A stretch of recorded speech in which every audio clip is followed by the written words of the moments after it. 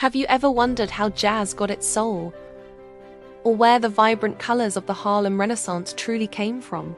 The answer lies in one of the most transformative movements in American history, the Great Migration. This wasn't just a relocation. It was a cultural revolution that reshaped the nation's identity, art, and sound. Today, we're diving deep into the cultural explosion, ignited by millions of African Americans who moved from the rural South to the urban North. From the early 1900s to the 1970s, over 6 million African Americans left behind the oppressive Jim Crow South, seeking not just better jobs and safety, but also the freedom to express themselves. They packed their bags, their hopes, and their rich cultural traditions, carrying them on trains and buses to cities like Chicago, New York, Detroit, and Philadelphia. What they brought with them would plant the seeds for an unprecedented artistic flowering. Let's start with the sound. Think about the music of the rural South, the blues, born from the Mississippi Delta, filled with tales of hardship and resilience. Spirituals and gospel music, echoing through churches with powerful calls and responses. When these sounds arrived in the bustling, noisy cities of the North, they didn't just survive, they evolved. In the smoky clubs and dance halls of cities like Chicago and New York, something new was born. The raw emotion of the blues fused with the syncopated rhythms of ragtime and the communal energy of gospel. This fusion created jazz. Suddenly, the structured sounds of early jazz, like what you'd hear in New Orleans, began to change. The Great Migration brought a new wave of musicians, like the legendary Louis Armstrong, who moved from New Orleans to Chicago in 1922 to join King Oliver's Creole Jazz Band. Armstrong's innovative trumpet playing and improvisational genius turned jazz on its head, shifting the focus from collective improvisation to the power of the individual soloist. This new, electrifying sound captured the spirit of the city, its speed, its freedom, its possibilities, and its loneliness. It was the soundtrack of a new black urban identity. Jazz wasn't just music. It was a statement. It was complex, sophisticated, and undeniably black. It became a cultural export, influencing musicians and audiences worldwide, and proving that African American culture was a powerful force in the modern world. Chicago became the jazz capital of the world in the 1920s, a direct result of the talent that migrated north. But the cultural explosion didn't stop with music. It spilled onto canvases, into poetry, and onto the stage. The most famous example, of course, is the Harlem Renaissance. Harlem, a neighborhood in New York City, became the epicenter of this artistic and intellectual awakening. It was a magnet for black writers, artists, thinkers, and performers from all over the country and the Caribbean. Visual artists like Aaron Douglas, often called the father of Black American art, created a new visual language. He blended African motifs with modern, geometric styles to depict the journey of African Americans from slavery to freedom, and from the rural South to the urban North. His murals weren't just decorative.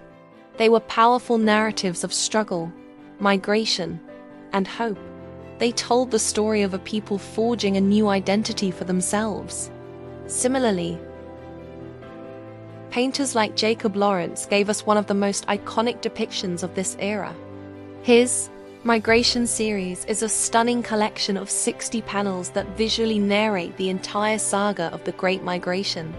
Through bold colors and stark, simple forms, Lawrence captured the reasons for leaving the South, the arduous journey north, and the challenges and triumphs of life in the new city. You can feel the movement, the crowded train cars, the bustling city streets, and the sense of community in his work. He wasn't just painting pictures. He was documenting a pivotal chapter of American history from the inside. And then there were the writers. Langston Hughes, a central figure of the Harlem Renaissance, gave voice to the experiences of the working-class black community. His poetry wasn't lofty or academic. It was infused with the rhythms of jazz and the blues. When you read his poems, you can almost hear the music of a Harlem nightclub in the background. He wrote about dreams, struggles, and the beauty of black life with an honesty and pride that was revolutionary. Writers like Zora Neale Hurston traveled back to the South to collect folklore and stories, ensuring that the cultural roots from which they came were not forgotten, but celebrated and preserved. This literary movement was about more than just telling stories. It was about defining a new identity. Alain Locke, a philosopher and another key figure of the era, called this the New Negro movement. This wasn't about assimilation into white culture. It was about self-definition, racial pride, and demanding respect on their own terms. It was a declaration that black people would no longer be seen through the distorted lens of others, but would define themselves through their own art, music, and literature. The impact of this cultural explosion reached beyond the arts. It fundamentally changed the social and political landscape of America. The concentration of black populations in northern cities created new communities and power bases. Black-owned newspapers and businesses thrived. Churches became centers for community organizing and political activism. This new urban environment fostered a sense of collective identity and political consciousness that would fuel the civil rights movement a few decades later. Think about it.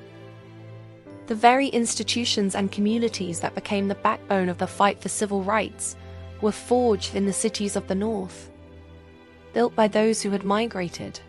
The NAACP saw its membership soar in northern cities, and new organizations dedicated to racial equality were founded. The Great Migration created the context for a more organized, unified, and powerful push for justice.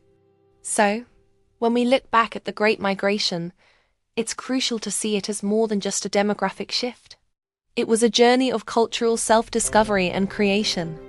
It was a movement that carried the soul of the South, its music, its stories, its resilience, and planted it in the fertile ground of the North, where it grew into something new, dynamic, and world-changing.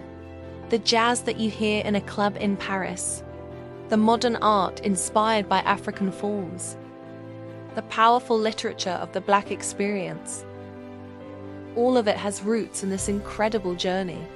The Great Migration proves that when people move, their culture moves with them. And sometimes, that movement creates a shockwave that redefines a nation. The artists and musicians of this era didn't just reflect the times. They created a new reality, building a legacy of pride, identity, and creativity that continues to inspire us today. Thank you so much for watching. If you found this journey into America's cultural history as fascinating as I do, please hit that like button, subscribe for more deep dives, and share your thoughts in the comments below. What part of this cultural explosion inspires you the most? Let's talk about it. Until next time.